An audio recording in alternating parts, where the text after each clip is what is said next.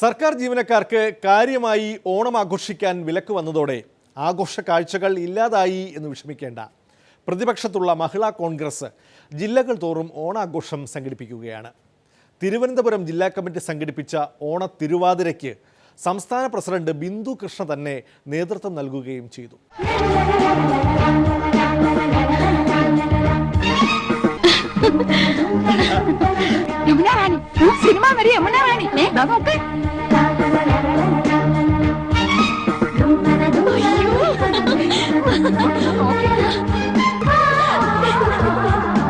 ഞാൻ സാരിയൊക്കെ കൊടുത്തിറങ്ങിട്ട് എങ്ങനെയുണ്ടടി? നന്നായിട്ടുണ്ട്. കരി ഇത്തിരി കൂടുതലല്ലേ?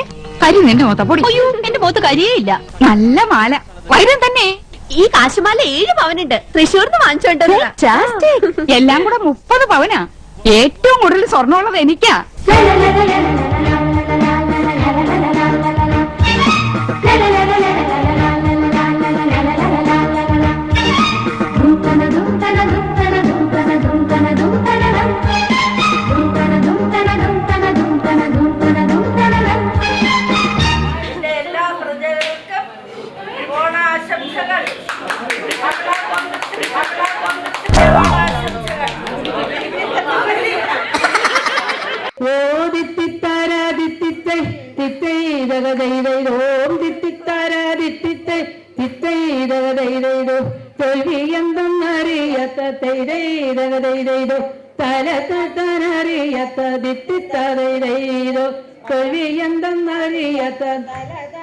അറിയത്ത മഹിളാ കോൺഗ്രസ് ഇവിടെ വിജയിക്കട്ടെ.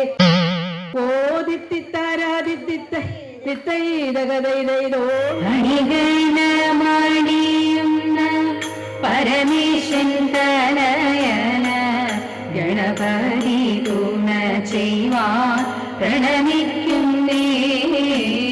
പാർവണി മുഖി പാർവതി ഗിരീശ്വരന്റെ ചിന്തയിൽ മുഴുകി വന്നു. പാർവണി മുഖി പാർവതി ഗിരീശ്വരന്റെ ചിന്തയിൽ മുഴുകി വന്നു. മഹിളാ കോൺഗ്രസ് അധ്യക്ഷ ബിന്ദു കൃഷ്ണയുടെ കലാകാരനായ ജീവിത പങ്കാളി കൃഷ്ണകുമാർ പാട്ടിനിടയിൽ ചില വസ്തുതകളും വെളിപ്പെടുത്തി. ഞാൻ പാടാന്ന് വിചാരിച്ച വേറൊരു പാട്ടാണ്. അത് ഞാൻ പാടിയാൽ പ്രസിഡന്റ് പറയും അതെന്റെ അനുഭവമാണെന്ന് പറയുന്നുള്ളത് കൊണ്ടാണ്. അല്ലെങ്കിൽ ഞാൻ പാടാന്ന് വിചാരിച്ചത് നമ്മുടെ മണിച്ചേട്ടന്റെ പിന്നെ അമ്മായിയുടെ മോളെ ആ പാട്ട് പാടാന്നാണ് വിചാരിച്ചത്. പക്ഷെ അത് പാടിയ പ്രസിഡന്റ് ഇനി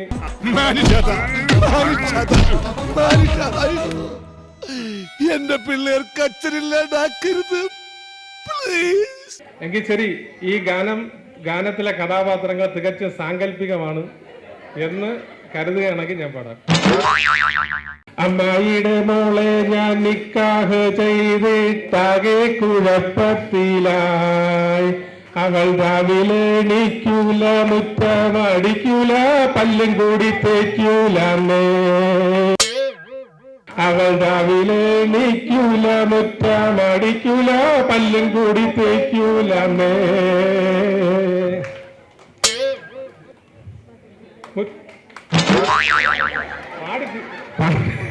അറപ്പിക്കണേ.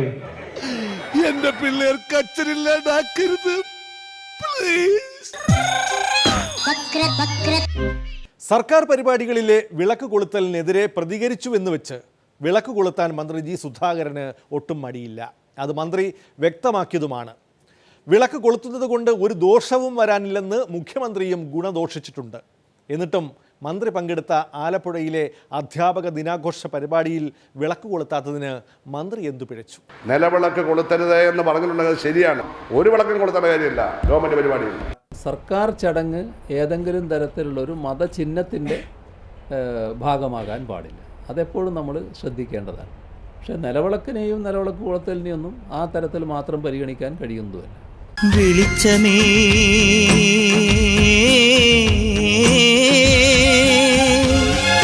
വെളിച്ചമേ നിൻ വീട്ടിൽ ഞാനും വിരുന്നിനെത്തും നാളെ.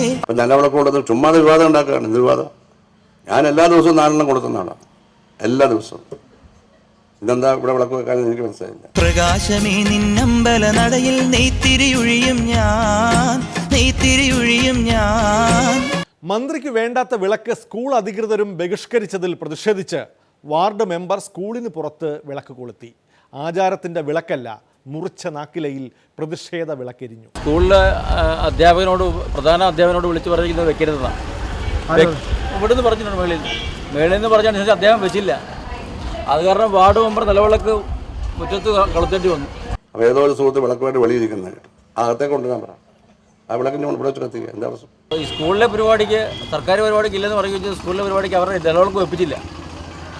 നിലവിളക്ക് വയ്ക്കുവാൻ വേണ്ടി സംസാരിച്ചപ്പോൾ ഇതുവരെ ഈ സ്കൂൾ നിലവിളക്കില്ലാതെ ഒരു പരിപാടി ഉണ്ടായിട്ടില്ല. എല്ലാ ദിവസവും പൊതുചടങ്ങുകളിൽ നിലവിളക്ക് കൊളുത്തുന്നവരാണ്. ഈ വിദ്യാഭ്യാസ വകുപ്പ് ഇത്തവണ നിലവിളക്ക് കൊളുത്തുന്ന കാര്യം പറഞ്ഞിട്ടില്ലായിരിക്കും, എനിക്കറിയില്ല.